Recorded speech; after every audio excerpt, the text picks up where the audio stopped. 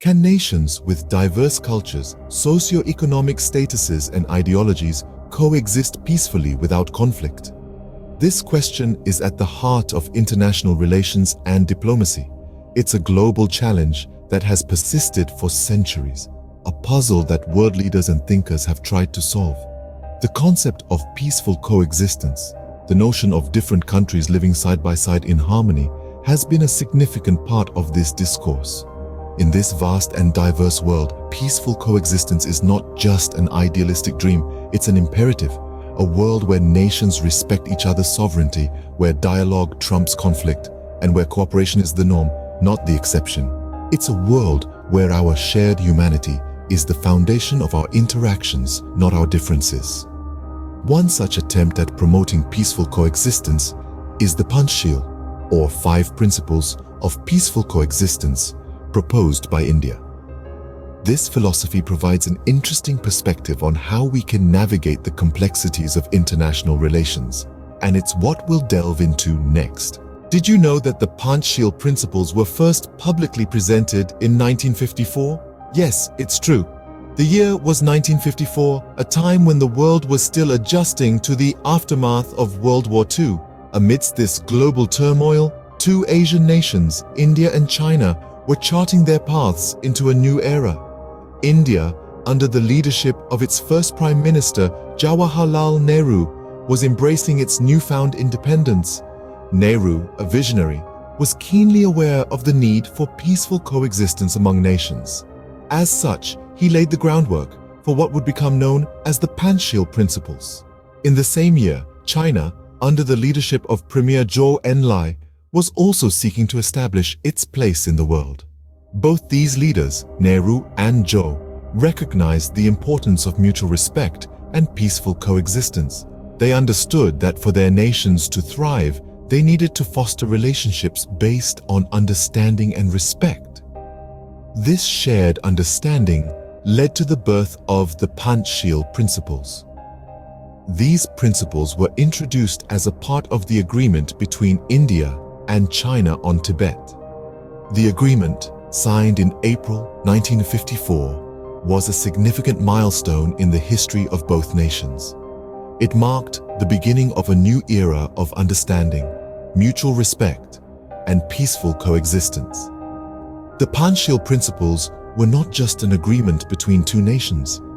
They were a statement to the world. They symbolized a new approach to international relations, an approach rooted in respect, understanding, and peaceful coexistence. These principles, proposed by Nehru and accepted by Zhou, were a reflection of their shared vision. A vision for a world where nations, irrespective of their size or power, could coexist peacefully. But these principles were not just about peace. They were about creating a framework for international relations, a framework that respects sovereignty, promotes non-aggression, and encourages mutual benefit. These principles, rooted in the philosophy of respect and understanding, were designed as a framework for international relations. So, what exactly are these 5 principles of peaceful coexistence? Let's delve a little deeper into the heart of Panchsheel. The first principle is mutual respect for each other's territorial integrity and sovereignty. This principle is the bedrock of any peaceful relationship between nations. It advocates for the acceptance and respect of the geographical boundaries and sovereignty of all nations.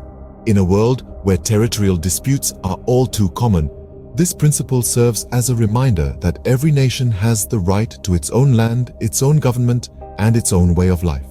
It's a call to embrace diversity and respect the sanctity of borders. Next, we have the principle of mutual non-aggression. This principle discourages any form of violence or aggression between nations. It's not just about physical aggression, but also about verbal hostility and economic aggression. In today's hyper-connected world, where a tweet can spark an international incident, the principle of mutual non-aggression is more relevant than ever. It's a clarion call for nations to interact with each other in a peaceful, respectful manner. The third principle is mutual non-interference in each other's internal affairs. This principle promotes the idea that every nation should have the freedom to manage its own internal matters without external interference. It's about respecting the autonomy of nations. In an era when information travels faster than light and when our world is becoming increasingly interconnected, this principle is a potent reminder that every nation has the right to self-determination. Moving on, the fourth principle is equality and mutual benefit. This principle encourages nations to interact with each other on an equal footing and ensure that any cooperation between them is mutually beneficial.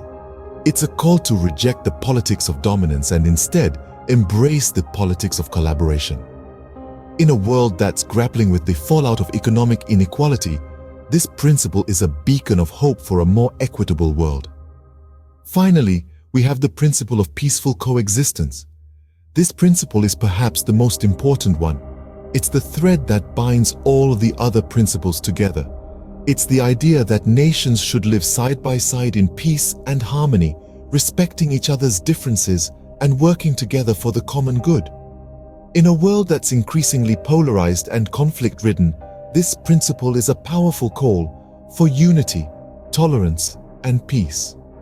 These principles, if followed, can indeed pave the way for a peaceful world. They are not just a set of ideals to aspire to. They are a roadmap for nations to navigate the complex landscape of international relations.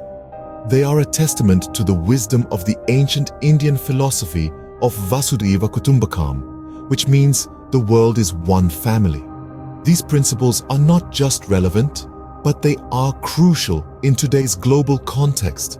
They are a call to action for all nations to rise above their differences and work towards a common goal: a peaceful, prosperous, and harmonious world. These principles, if followed, can indeed pave the way for a peaceful world. While these principles sound promising, have they been successful in practice? That's a question we've all pondered at some point, isn't it? To understand the impact of Panchsheel, it's important to consider its role in India's foreign policy. Since its inception, Panchsheel has been the cornerstone of India's diplomatic approach, shaping its interactions with other nations. Take, for instance, the Indo-Soviet Treaty of Peace, Friendship, and Cooperation, signed in the early 70s.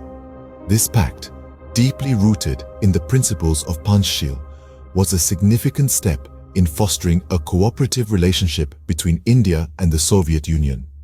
It demonstrated the potential of Panchsheel as a tool for promoting peace and harmony. Similarly, in the late 90s, India and China reaffirmed their commitment to the Panchsheel principles, aiming to improve bilateral ties and resolve pending disputes. The principles provided a foundation for dialogue, underscoring the importance of peaceful coexistence. However, the practical application of Panchsheel hasn't always been smooth sailing. There have been instances where the principles were tested, most notably during the Sino-Indian War of 1962. This situation highlighted the complexities of diplomacy and the challenges in implementing ideals like Panchsheel in real-world scenarios. Despite such setbacks, India continues to uphold the Panchsheel principles in its foreign policy. The principles were invoked in the 21st century during interactions with Myanmar, emphasizing non-interference in internal affairs and mutual respect for sovereignty. Indeed, the success of Panchsheel in practice can be subjective, dependent on the lens through which we view it. Some may argue that the principles have faced challenges, while others may contend they have influenced significant diplomatic milestones. The effectiveness of the Panchsheel principles is a topic of debate, but their relevance in promoting peaceful coexistence is undeniable. Whether seen as a beacon of hope or a diplomatic tool, Panchsheel's spirit continues to resonate in India's foreign policy, reminding us of the power of peaceful coexistence in a world often marred by conflict. In a world rife with conflict, the Panchsheel presents an ideal to strive for.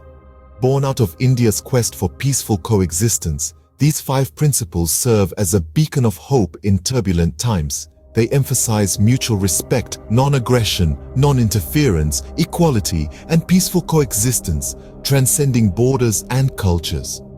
Throughout our journey, we've delved into the birth and evolution of the Panchsheel and how these principles have been applied in practice. They've not only shaped India's foreign policy, but also inspired nations worldwide to foster a spirit of harmony and mutual respect.